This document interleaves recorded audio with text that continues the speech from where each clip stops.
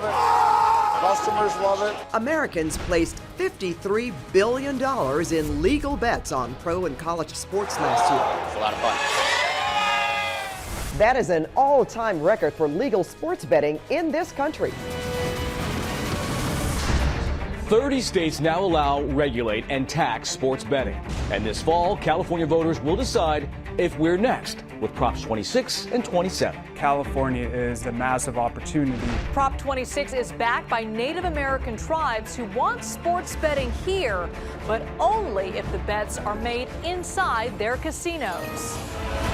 The country's biggest gaming technology companies also want sports betting, but they want it available on every phone or computer in the state. This year, big tribes and big tech are facing off and doubling down in California.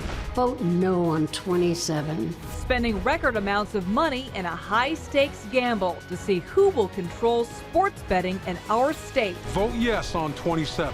So who will win this battle that could be worth billions a year? It's all up to you and voters all across California this November. This is a special presentation from CBS News Los Angeles, CBS News Bay Area, and CBS News Sacramento. This is California's Big Bet. Hello, I'm Elizabeth Cook from CBS News Bay Area. I'm Tony Lopez from CBS News Sacramento. And I'm Pat Harvey from CBS News Los Angeles. Hello to you both, Elizabeth and Tony. I bring you greetings from the City of Angels. Hi, Pat and Tony. Hi, Pat. Hi, Elizabeth. Good to see you both. Well, guys, we know why we're here. Elizabeth, I'm going to start with you. I'm going to ask you a question. Have you seen any of those ads for Props 26 and 27? And of course, I'm being sarcastic because they've been playing nonstop since the summer, right? Non-stop, every single commercial break. I think I'm at the point now where I'm actually saying them in my sleep. I've memorized them verbatim. But they're important because these two props could lead to the biggest expansion of legal gambling in our state in 3 decades. And because there is so much on the line, the CBS stations across California have teamed up to bring you an in-depth look at these dueling ballot measures. And we begin with a deep dive on Prop 26. Here's Joy Benedict from CBS News Los Angeles.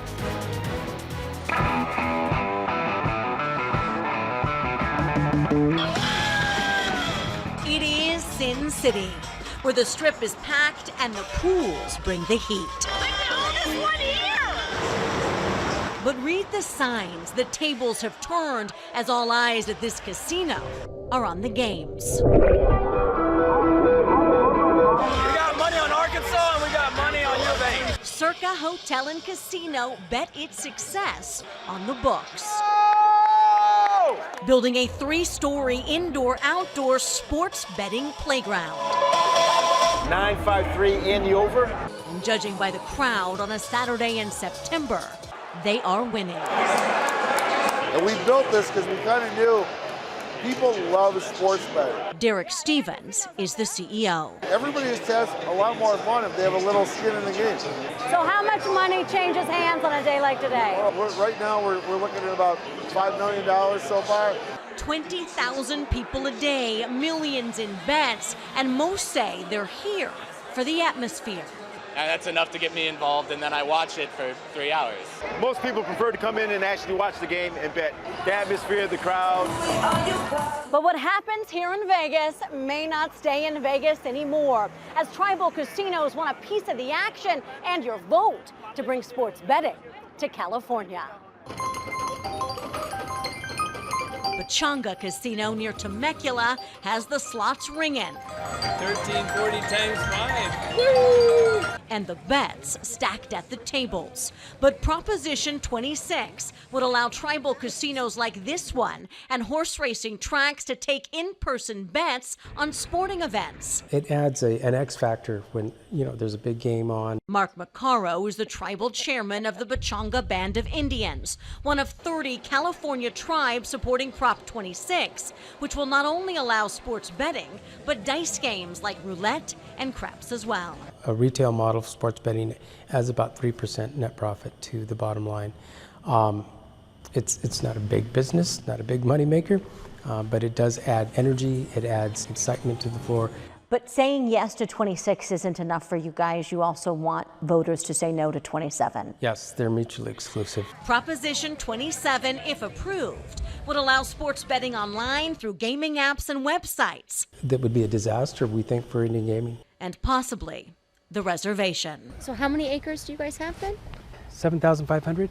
Because for many tribal communities, gambling is no game. It's supporting our community, it's supporting everything about our community. Since it is run by a sovereign tribal nation, the Pechanga Casino doesn't have to report the amount of money it generates on the floor or makes a year. But we know in the last 20 years, those profits have supported the reservation with a dual language school, security, recreation, and infrastructure that was decades behind. Tribal gaming has really turned these things around, has turned that condition around where we've been able to ourselves fund construction of water systems, storage tanks, delivery systems, transmission lines, pumps. I don't think it's a secret to anyone that the tribal communities have kind of been left behind. Do you think that casinos have helped bridge that gap? Absolutely. It's allowed us to jumpstart and skip a few decades or catch up. This tribe even bought back sacred land it lost in treaties and built its first fire station in 1996, a year after it started gaming, and a fire ravaged the reservation. It destroyed 8 homes on the reservation, 1 off the reservation, because the response time was 5 miles away and 25 minutes in time away. Thanks to gaming funds, they now staff 2 fire stations around the clock. But is Prop 26 good for the rest of the state? So is it fair to say that you think that sharing a piece of the gambling pie would hurt your ability to stay independent and take care of your community? It's not only fair to say, that's factual. If the flow of patrons to our facilities were to suddenly stop or diminish as a result of mobile gaming coming to the picture, as a result of Prop 27 being passed, that's really our biggest fear. A wager tribal casinos don't want to lose, as they say Prop 26 is the better bet for them and California. Joy Benedict, CBS News, Los Angeles. Prop 26 needs a simple majority to pass. That's 50% plus 1 vote. Any less than that, and it fails. And now let's look at Prop 27. It would allow online sports betting from your computer, tablet, or phone anywhere in the state. And this prop has some big money behind it. That's right, Tony. 7 companies control most of the online sports betting in the country. They put this prop on the ballot. Companies such as MGM, FanDuel, and DraftKings. CBS News Bay Area's Lauren Toms has an in-depth look at Prop 27. The battle between in-person and online sports wagering has become one of the most expensive in California history. Under Proposition 27, online sports gambling sites would hit a jackpot, but Indian casinos say they would take major losses if people could bet on their favorite sports teams from just about anywhere.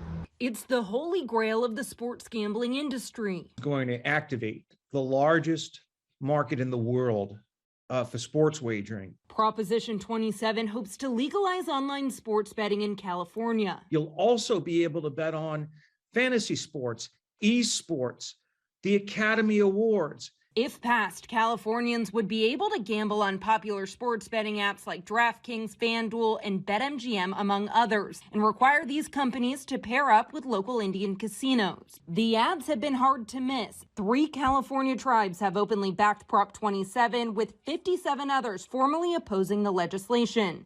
Here in Northern California, 2 tribes are separated by about 50 miles, a winding road, and vastly different perspectives about how 27 would impact their communities. For us, it would be very dramatic. Just outside Clear Lake, leadership of the Big Valley Rancheria operates a small casino and sees Prop 27 as an ace in the hole.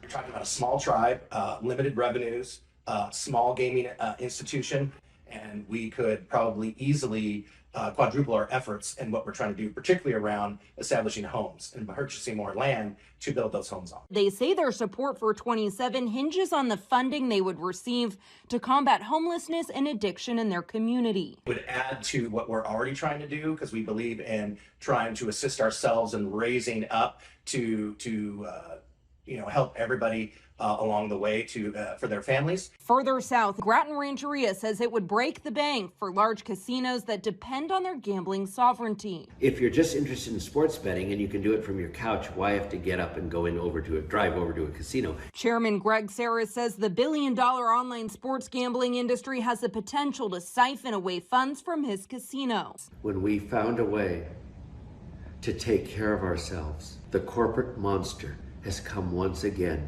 to take our land, take ours. If passed, it would require 15% tax revenue from online sports wagers to go to non-gaming tribes or tribes with small casinos. The other 85% would go for housing and substance treatments across the state. It also claims to bring in big bucks for housing and addiction treatments. The state homelessness housing assistance and prevention program received about $1 billion in funding last year. Under Prop 27, that amount is expected to dramatically increase. If approved, the proposition is projected to increase state revenues dramatically by at least $500 million per year. It is the holy grail of U.S. sports betting markets. And so they're all in 2022 for good reason. Just like Prop 26, Prop 27 needs a simple majority to pass, 50% plus one vote. Any less, and it fails.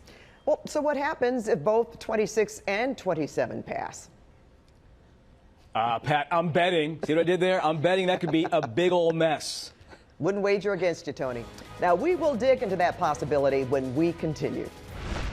And what has happened in other states that have approved sports betting? Up next, an in-depth look at sports betting around the country.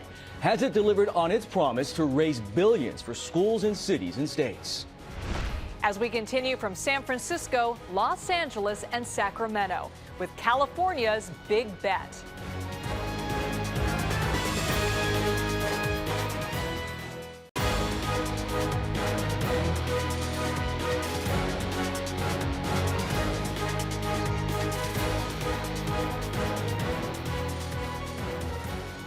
Welcome back to California's Big Bet from San Francisco, Sacramento, and Los Angeles.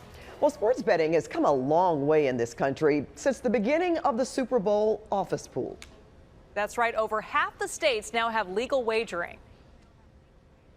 Now, what do most Americans think about the explosive growth of sports betting? And does legal betting really help raise money for essential services? CBS News Sacramento's Steve Large has an in-depth look at sports betting in the USA. It is a serene setting. Seattle's iconic skyline, serving as just one backdrop to a changing landscape Based on the line. in sports betting across the country.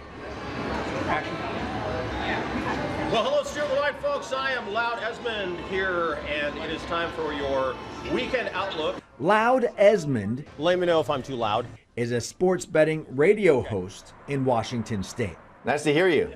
I spoke to him as he sat inside Snoqualmie Sportsbook just outside of Seattle. It opened last year as the first place in Washington State to legally bet on sports. My first question is, of course, I got to throw in some sports lingo. So, is this a game changer for sports fans in Washington State? Well, it's a game changer all over the country. The legalization of sports betting means it's only going to grow. Every place it gets introduced, you're going to have more people getting involved in sports betting. Washington State is one of 30 states across the country that now allow legalized sports betting. Every state has created its own rules. Washington allows sports betting at tribal casinos only. New York allows sports betting at upstate tribal casinos, commercial casinos, and online. Illinois at commercial casinos, racetracks, sports arenas, and online. So with sports betting, we are seeing arguably the most rapid and prolific expansion of gambling during most of our lifetimes. Chris Grove is a gambling industry analyst watching the sports betting transformation sweep the country, creating an easy shot for states seeking new tax revenue You're looking at a situation where over half of the US population now has access to some form of legal sports betting. $50. Perceptions about sports betting are also changing since the Supreme Court overturned the law limiting sports wagering to mostly Nevada. A recent Washington Post poll shows that 66% of people nationwide now approve of making betting on professional sports legal. It's a big difference from when Loud Esmond was breaking into the industry. The image was kind of a, creepy guy with half a cigar in his mouth and, creeping up the back alley to some sports book in Reno or Vegas.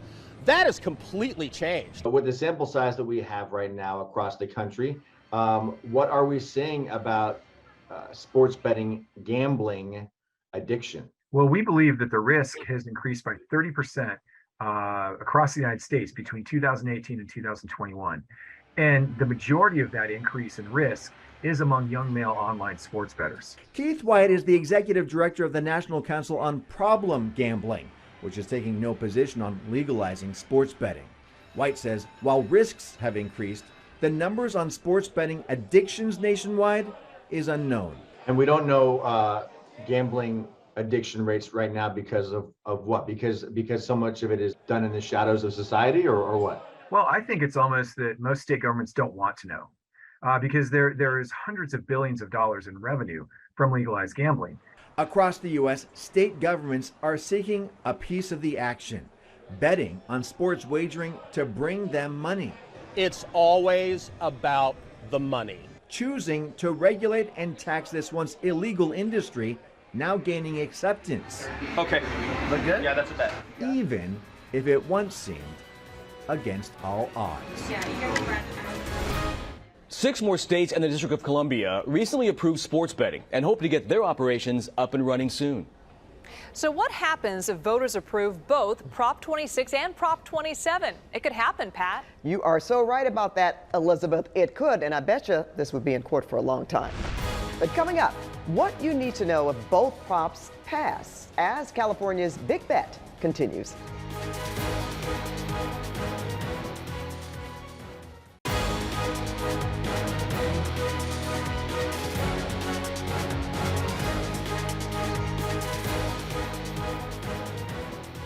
Welcome back to California's Big Bet, coming to you from Sacramento, San Francisco, and Los Angeles. It's time to sort out the most complicated part of these sports betting props. What happens if voters approve both? Well, why do I think that a whole lot of lawyers could be involved? Pat, I'm guessing the suits are lining up to charge by the hour on this thing. Can't you see the commercials? Well, we wanted to find out, so we did ask state election officials and gaming experts to explain it in a very clear way. So what happens if they both win? Tom Waite from CBS News Los Angeles sorts it all out. Californians have a choice between 2 initiatives on sports betting. Like a Vegas casino, this campaign is going 24/7 on TV and online. California tribes overwhelmingly oppose Proposition 27. The forces behind Props 26 and 27 are betting hundreds of millions of dollars on their campaigns. Prop 26 is supported by Indian tribes with casinos that want legalized sports betting. Only one proposition supports California tribes like ours. And 27 is supported by the big gambling firms like DraftKings, FanDuel, and BetMGM. They're pushing to legalize online sports betting. With money pouring in to sell their messaging, the question becomes, what happens if both measures were to pass? Here's what the Secretary of State's office says: they run elections. If provisions of 2 or more measures approved at the same election conflict, the provisions of the measure receiving the highest number of affirmative votes shall prevail. So let's unpack this. Do these measures conflict? Well, it depends on who you ask. Northern California sports betting attorney Dan Wallach.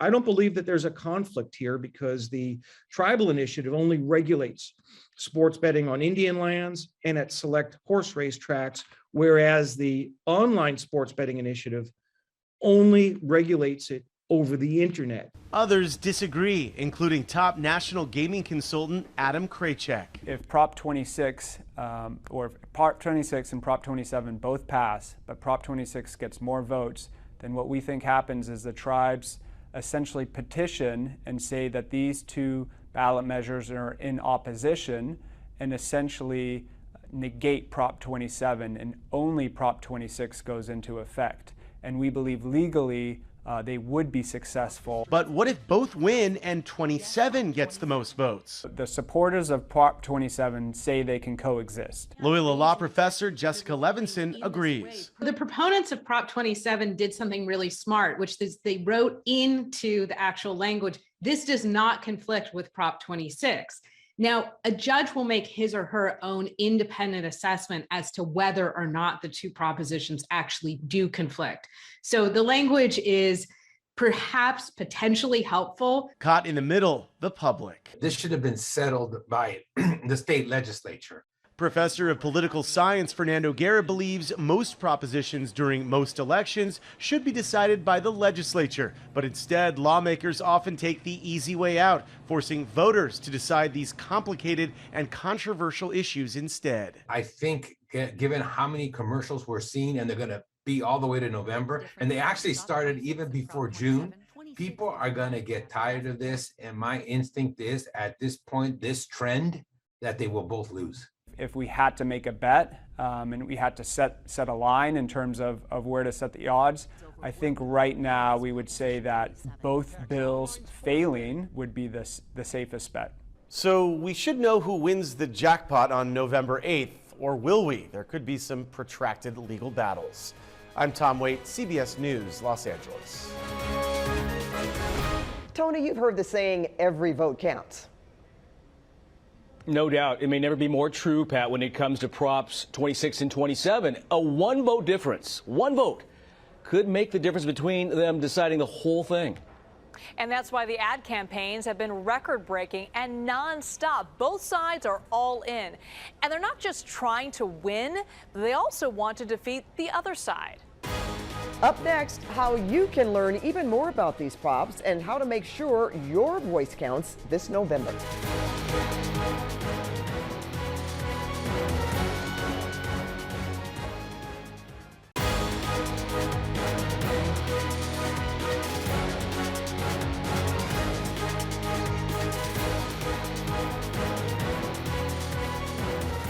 Well, there is definitely a lot to unpack on Props 26 and 27. And we hope that in the past half hour, we've helped you understand both measures just a little bit more. And if you want to dig even deeper, we can help you with that too. We have a lot more information and analysis on both props online. It's all waiting for you at cbsla.com. And go to registertovote.ca.gov if you'd like to register before Election Day. The deadline is October 24th. Great being with you today, Pat and Tony. You too, Elizabeth and Pat. Thanks so much, guys. And thanks to all of you all over California for watching. Now go out and vote.